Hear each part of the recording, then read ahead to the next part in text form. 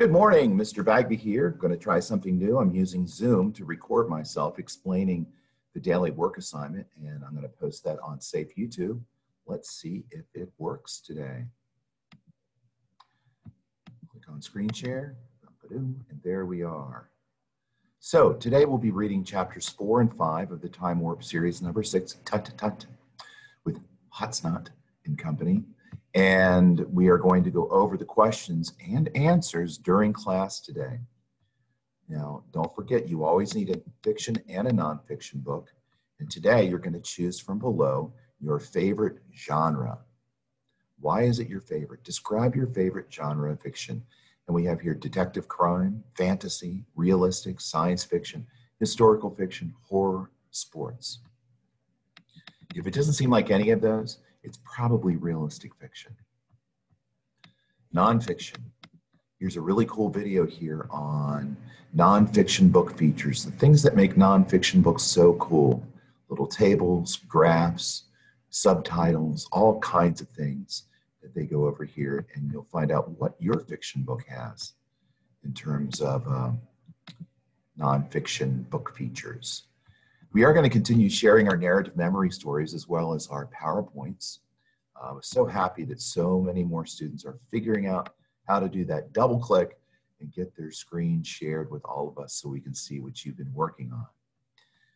There's 3 episodes here of realistic narrative fiction. We're starting that writing piece today, but you're not to finish the writing piece.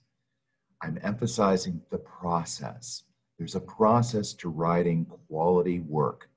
So you have 3 episodes here on Sept YouTube, and they won't take longer than 6 minutes. They're very short videos. They'll explain what is realistic narrative fiction, how you brainstorm ideas, and how you create a good introduction. So then I want you to answer the question, what is realistic fiction? Generate ideas you have for creating your realistic fiction story. And then thinking about what could my introduction be? Those little videos are really good. They're simple, they're straightforward, and they do a great job of explaining to you how to create fiction and nonfiction. We'll be using those throughout the year. Another set of words. Tomorrow will be the last set, and then we're going to work on those definitions and the spellings and have our first spelling and vocabulary test next week. So you have continent, contrast, credit, and culture. And tomorrow we'll move on to the last 3. And again, just copy the definition, the first definition that they give you in the dictionary.com, and paste it right next to the word. Or you can even replace the word in text or paste the whole thing. Grammar, subject and verb agreement. Subjects and verbs, okay, Mr. Bag, I think we got that. Subjects and predicates, yes. But agreement, are they arguing?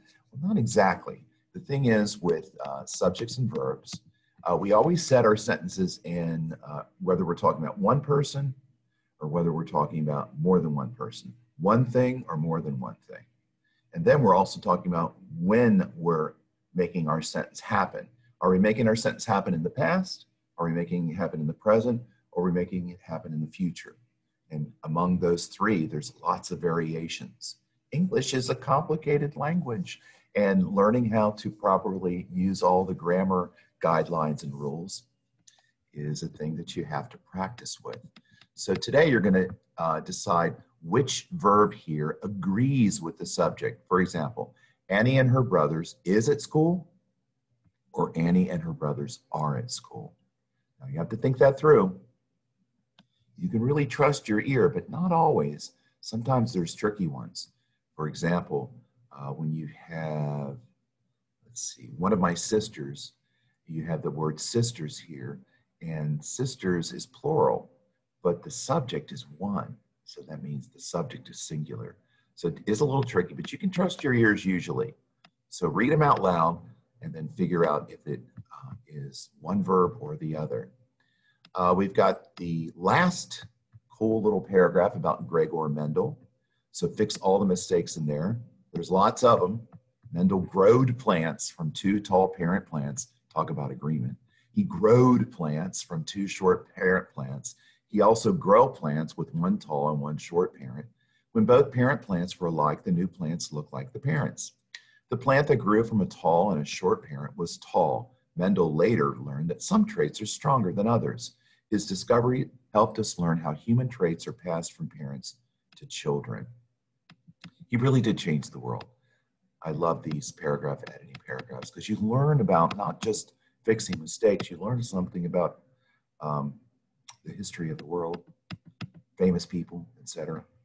I want you to finish the video that we've been working on our own, but just finish that yourself.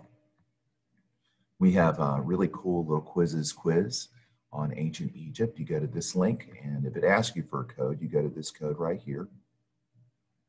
And tomorrow we'll jump back into our ancient history book. Now, this is the same. Why is it the same? Because there's all kinds of games on this worldgeographygames.com. And I want you to try a lot of different ones. They're not easy. There's flags, there's countries, there's capitals, but it's just something you practice with. It tells you if you're right, it tells you if you're wrong, then you can try it again. And you can hunt all over the world for the correct answer.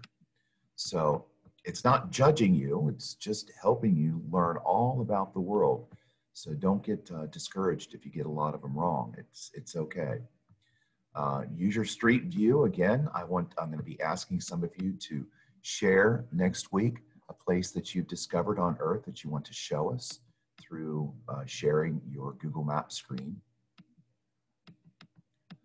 And if you go to Clever, then Brain Pop, enter the search, enter the following into the search bar, geography themes. The video should come right up. It's Tim and Moby, good old Tim and Moby. And they talk about all the themes that are involved in geography. Nothing new here for the Gifted Block topic because we're still sharing our PowerPoints. And I hope you all have a chance to share those today because I'm really enjoying them. They are spectacular. So I know you guys like PowerPoints, or a lot of you do. But if you have trouble with them, I think I'll post maybe a little tutorial video on how to make a simple PowerPoint. They're really not that difficult, and people like watching them, especially fellow third graders. Yesterday's answers, ice cream, freebies. If it's no money, it's free, and they're bees, so it's freebies. And it corrected the word stand, said I stand corrected because stand was corrected. And then there's a go on ahead, and literally it's go on ahead. So today we have a new set. You've got the word sing in between T-U and N-E. You've got the word meaning, but you can't quite see it. And you've got the alphabet here, but it's missing something. And then you have two heads and then one head. What could that possibly mean? Today's fun fact, and it's a doozy, comes from Leah Christian. Horror frogs, horror frogs. Ah! I've heard of, what was it, the killer hornets or something like that? And now we have horror frogs. Well, this is a story from a while ago, back I think 2006, but it's still awesome about this frog that can pop its own bones to produce claws to defend itself. Now that's an adaptation, almost kind of like a froggy superpower. And family fun. My dad used to be the one in charge. He'd take his keys. I don't have my keys with me. We have keyless entry now, so I can leave my keys in the car. So you take your keys and jangle, jangle, jangle, jangle. And as soon as we heard the jangle, jangle, jangle, we knew that Dad was ready to go. Mom was ready to go. And we better get ourselves out to the car and into our seats. So what is your method of getting everybody out the door? It's not always easy to get people to be where you want them to be all at the same time. So who is in charge of that? And who's always lagging behind? It's usually my sister finishing up brushing her hair or something. Of course, she would have a different story if she were here right now. So down below, of course, we have the story again, and then we have the questions we go through together. I'm going to ask you again to get out your red journal and or paper and pencil and take some notes so you remember what we talk about. So now we're going to stop this share, come back to me. We're going to stop the recording. I'm going to take the video and upload it to YouTube, and then I'm going to create a link to Safe YouTube. Will it work? Let's find out. See you soon.